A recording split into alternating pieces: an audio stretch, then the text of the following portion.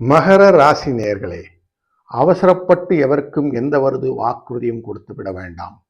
வெளியிடங்களுக்கு செல்லும் போது எச்சரிக்கையாக இருக்க வேண்டியதும், திருமண வயதில் உள்ள அன்பர்களுக்கு நல்ல இடத்திலே திருமணம் நிச்சயமாக சூழ்நிலையும் அமையும்.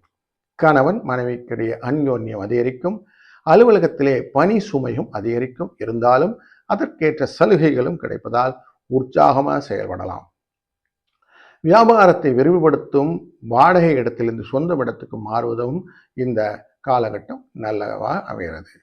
அதனால் வியாபாரத்தை விருத்தி செய்வதற்கான சூழ்நிலை ஏற்படலாம். குடும்பத்தை நிர்வகிக்கும் பெண்களுக்கு அக்கம் பக்கத்தில் உள்ளவர்களும் பக்குவமாக நடந்து கொள்ள வேண்டும்.